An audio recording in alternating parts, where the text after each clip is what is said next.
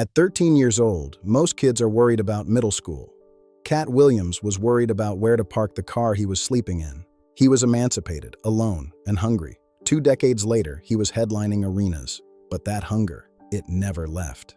This is the story of a man who turned desperation into a weapon. A man who remembers having nothing and talks like he has nothing to lose. The journey began in Dayton. Born Micah Sierra Williams, he was a child of intense discipline and religious strictness. His father, John Cornell Williams, was a former Black Panther. The household was governed by ideology and the Watchtower. It was an environment of high expectations and heavy consequences. This was where the discipline for his future work was forged. Katt was a prodigy, reading fluently at 3, fluent in multiple languages before most kids could solve a long division problem. He wasn't just smart, he was hungry for knowledge. He consumed French and Haitian Creole as easily as a comic book. They spent over a year on missions in Haiti. There, a preteen Katt was teaching villagers about basic health and nutrition. He taught them why to boil water and how to prevent disease. He was already a leader, using his mind to impact the world. But the friction at home reached a breaking point. He described it as 2 men at it.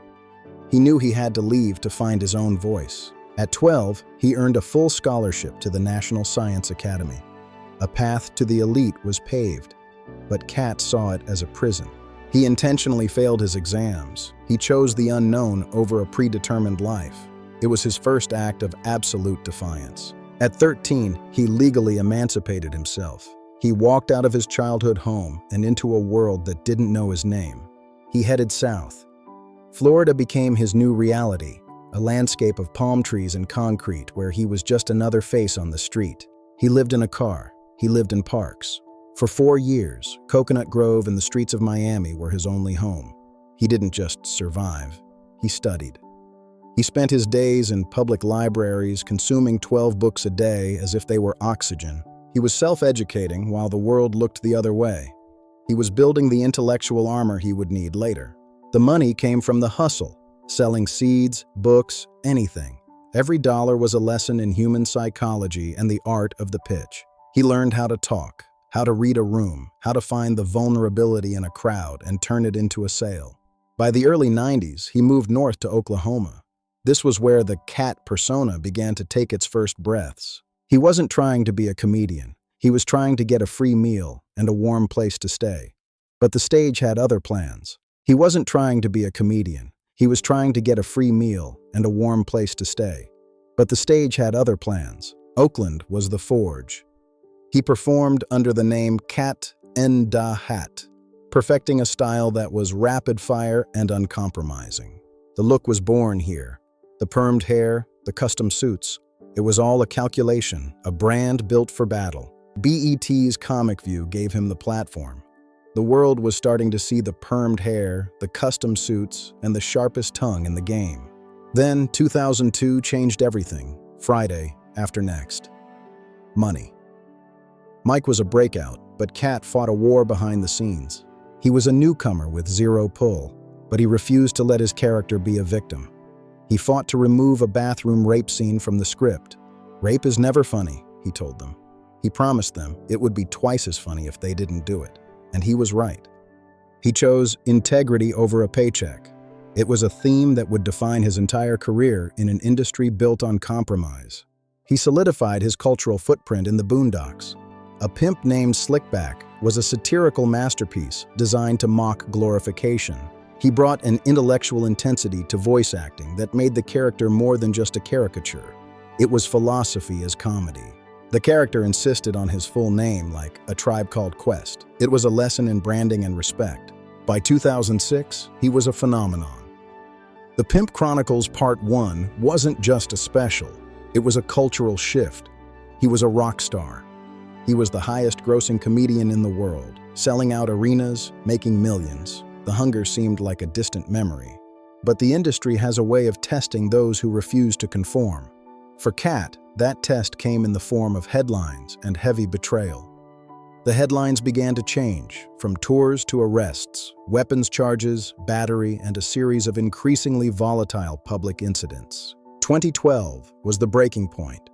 5 arrests in 2 months, a police chase on a three-wheeler. It looked like the end. But the real story was happening in his bank accounts. He discovered $59 million had been stolen by his own staff. The DOJ investigated him for money laundering, only to find he was the victim. The culprits retaliated with blackmail and hidden court dates. His former employees withheld legal notices, leading to missed court dates and more arrests. It was a coordinated effort to break him. He was an outsider, targeted because he wouldn't play the game. But while the world saw a meltdown, Katt was focusing on his promise. Behind the suits and the scandals is a side of Katt Williams most people never see. It's the story of a man who decided to build a tribe. Katt is a father to 10 children. Only one is biological. The rest he adopted to save them from the foster care system he almost entered. When his ex-wife faced an addiction crisis, Katt adopted her 7 children to keep the family together. He refused to let them be separated. It was a promise he made to God while homeless in Florida. If he became successful, he would use his success to help those with nothing. He said it costs $1 million to raise a kid. When he had 10, he just saw it as a $10 million divine challenge. He kept his family together through every storm.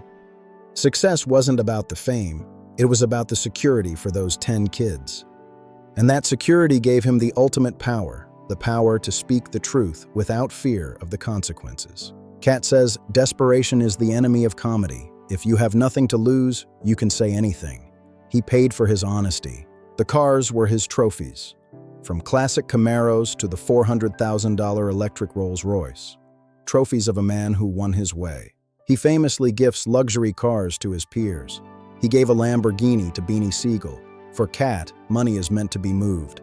And the Hellfire, a $200,000 beast built for the end of the world, driven by a man who had already seen it. In 2018, the industry finally recognized his depth. His role as Alligator Man in Atlanta earned him a Primetime Emmy. The outsider was garlanded, but he didn't change a thing. He was the same man who slept in that car in Florida. Then came January 2024. The world was about to be reminded why you should never try to silence a man with nothing to lose. The interview with Shannon Sharpe was a nuclear bomb. Over 37 million views in a single week. Katt called out everyone. He positioned himself against the gatekeepers. He claimed the industry suppresses authentic voices in favor of plants. "The truth don't need motivation," he said. He spoke about the cost of maintaining his soul in a world of Illuminati deals. He spoke with a clarity that unsettled the industry. It wasn't about race, he said. It was about God's side versus the other. He called out Kevin Hart, accusing the industry of planting comedians who would conform to the status quo. He was burning bridges. He accused Cedric the Entertainer of joke theft, a cardinal sin in comedy. Katt wasn't just talking, he was demanding a reckoning. He called it an Illuminati-style trade. For Katt, the permed hair and the pimp suits were his, and he wasn't selling them to anyone. "Race is not where the line is drawn," he told Sharpe. "It's God's side and the other side." He had chosen his side decades ago in that car.